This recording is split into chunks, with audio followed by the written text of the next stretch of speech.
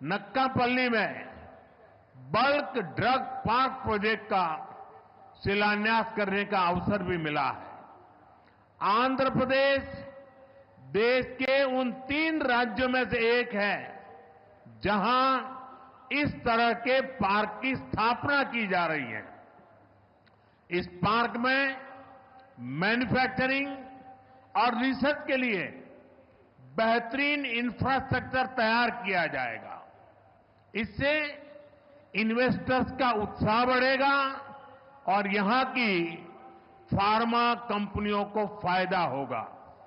భవిష్యత్తులో పెద్ద ఎత్తున గ్రీన్ హైడ్రోజన్ ఉత్పత్తి చేసే నగరాలలో ఒకటిగా మన విశాఖపట్నం ఉండబోతుంది. ఈ గ్రీన్ హైడ్రోజన్ హబ్ ద్వారా అనేక ఉద్యోగ అవకాశాలు సృష్టించబడతాయి. దీంతో ఆంధ్రప్రదేశ్లో మ్యానుఫ్యాక్చరింగ్ వ్యవస్థ కూడా అభివృద్ధి చెందబోతుంది. మిత్రులారా, ఈ రోజు అనకాపల్లి పార్లమెంటులో ఉండే నక్కపల్లిలో బల్క్ డ్రగ్ పార్క్ కు కూడా శంకుస్థాపన చేసే అవకాశం నాకు కలిగింది. దేశంలో 3 రాష్ట్రాలలో ఈ తరహాలో పార్కులు ఏర్పాటు చేయబడుతున్నాయి. అందులో ఆంధ్రప్రదేశ్ ఉండడం నాకు చాలా ఆనందంగా ఉంది. ఈ పార్కులో మ్యానుఫ్యాక్చరింగ్ మరియు పరిశోధన కోసం అద్భుతమైన మౌలిక సదుపాయాలు ఏర్పాటు చేయడం జరుగుతుంది. దీనివల్ల పెట్టుబడిదారుల్లో ఆసక్తి పెరుగుతుంది మరియు ఫార్మాసిటీ కంపెనీలకి కూడా చాలా ఉపయోగపడుతుందని తెలియజేస్తున్నాను. साथियों, हमारी सरकार अर्बनाइजेशन को एक अपॉर्चुनिटी के रूप में देखती है और हम आंध्र को न्यू एज अर्बनाइजेशन का एक उदाहरण बनाना चाहते हैं। इसी विजन को साकार करने के लिए आज कृष्णापट्टनम इंडस्ट्रियल एरिया यानी क्रीज सिटी का फाउंडेशन स्टोन रखा गया है। ये smart city Chennai Bengaluru industrial corridor का हिस्सा बनेगी।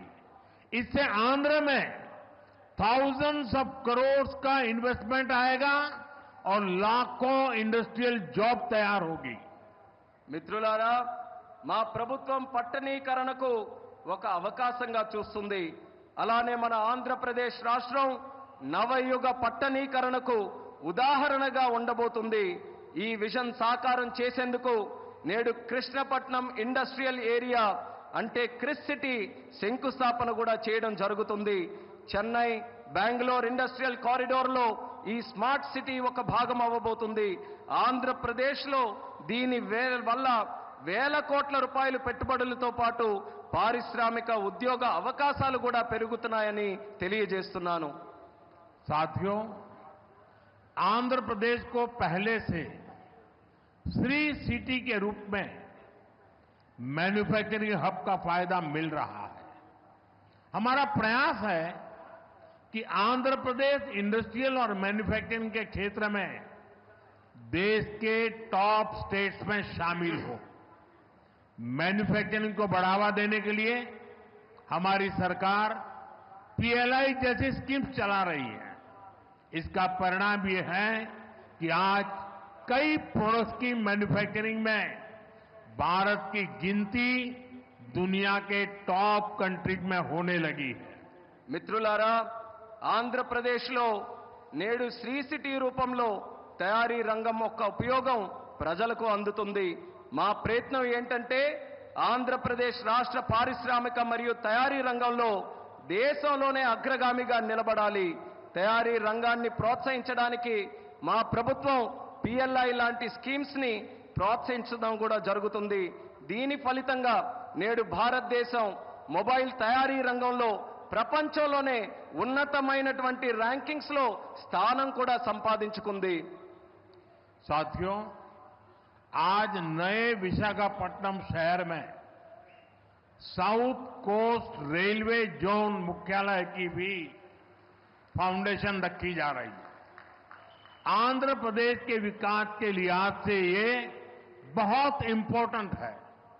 लंबे समय से एक अलग रेलवे जोन की मांग हो रही थी। आज ये स्वप्न साकार हो रहा है।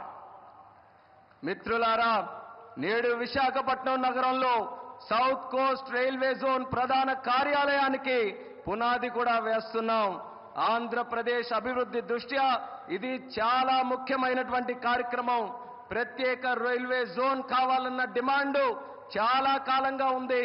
అటువంటి ఈ కళ, ఈ చిరకాల కోరిక ఈ రోజు నెరవేరబోతుందని తెలియజేసుకుంటున్నాను. साउथ कोस्ट रेलवे जोन का मुख्यालय बनने के बाद इस पूरे क्षेत्र में कृषि और व्यापार से जुड़ी एक्टिविटीज का विस्तार होगा. इसके अलावा टूरिज्म क्षेत्र और लोकल इकोनॉमी को भी प्रगति के नए अवसर मिलेंगे. సౌత్ కోస్ట్ రైల్వే జోన్ యొక్క ప్రధాన కార్యాలయం అయిన తర్వాత మన ఉత్తరాంధ్ర ప్రాంతంలో వ్యవసాయం మరియు వ్యాపారానికి సంబంధించి కార్యకలాపాలలో విస్తరణ జరగబోతుంది. ఇంతే కాకుండా పర్యాటక రంగం మరియు స్థానిక ఆర్థిక వ్యవస్థకు కూడా కొత్త అవకాశాలు లభిస్తాయని తెలియజేస్తున్నాను. आज यहां कनेक्टिविटी से जुड़े thousands ऑफ करोड़ के प्रोजेक्ट्स का उद्घाटन और शिलान्यास भी हुआ है.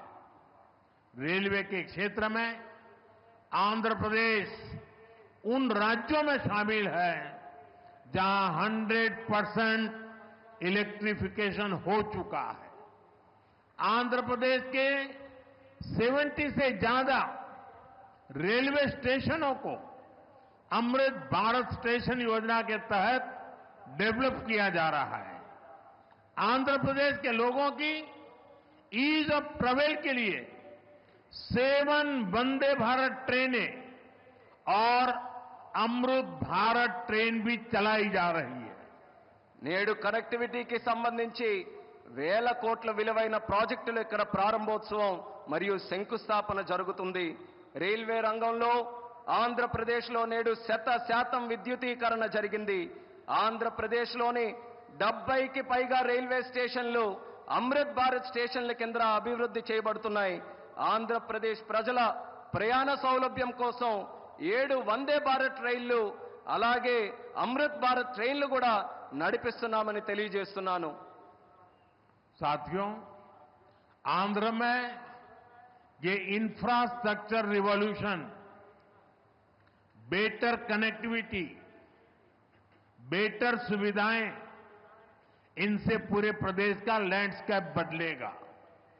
इससे ईज ऑफ लिविंग और ईज ऑफ डूइंग बिजनेस बढ़ेगा. यही विकास आंध्र की करीब $2.5 ट्रिलियन इकोनॉमी का आधार बनेगा.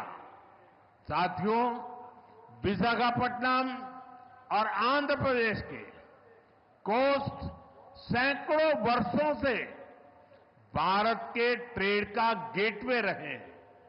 आज भी विशाखापट्टनम का उतना ही महत्व है.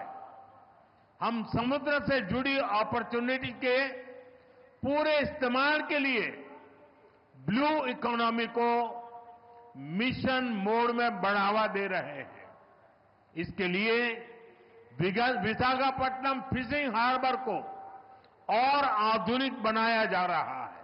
మిత్రులారా, ఆంధ్రాలో ఈ మౌలిక సదుపాయాల విప్లవంతో పాటు మెరుగైన కనెక్టివిటీ, మెరుగైన సౌకర్యాల వల్ల ఆంధ్రప్రదేశ్ రాష్ట్ర ముఖ చిత్రం కూడా మారబోతుంది.